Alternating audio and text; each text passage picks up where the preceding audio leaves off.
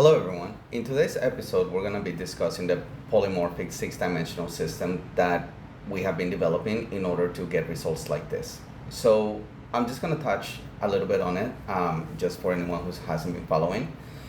We created a six-dimensional system that treats the 5-day return like a particle that we're trying to measure for, and the cube or the sphere, either way you want to look at it, what it does is we try to measure all of the changes around the 5-day return, which might affect its vertical movement, right? So if you think about a system that has a lot of different forces coming to it, those forces are going to cause internal changes.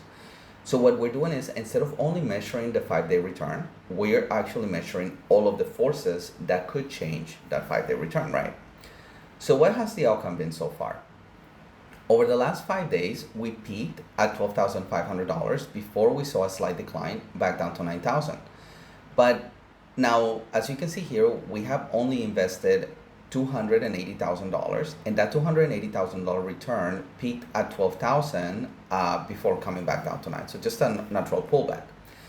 But what does that mean in regards to what the system has been able to do? So the system has been able to tell us that we should be buying, holding, selling, or avoiding a certain set of stocks, and it will automatically place these orders for us, right? So over the week, it went through and it saw what it is that should be happening, and then how these different assets should be either bought, held, sold, or trail stop.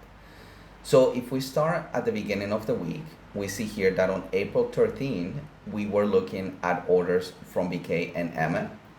The system placed those orders automatically, and then it added the trail stops. As you see here, after the BK order was purchased, right? We bought it.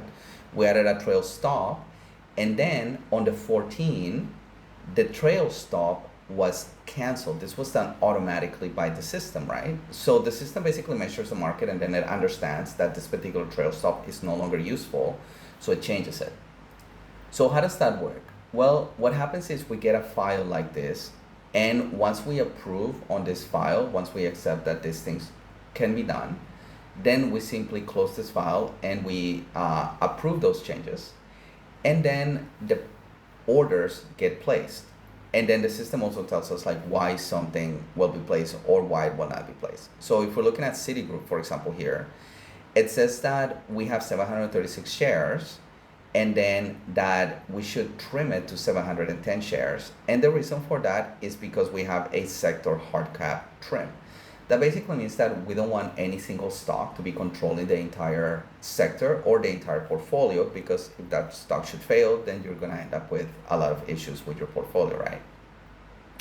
So how does this measure? Well, when we started this system, we started comparing it against the S&P 500, and what it's been doing in this particular portfolio that we allowed to run from December until now is that it started with 1 million.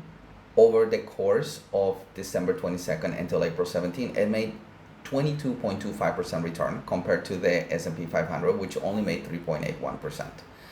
So now what we're doing is we are creating a new portfolio, which we were showing earlier, and we started following it in order to show it on screen and in order to show how well it's performing. So we're going to continue to follow this for the next couple of weeks until the end of the month to see if we are on track of beating the S&P 500 every month that the portfolio runs. And that is the episode for today. If you like our episodes, please subscribe and like us, and we will continue to record and show you these technologies that we're creating. Thank you for watching.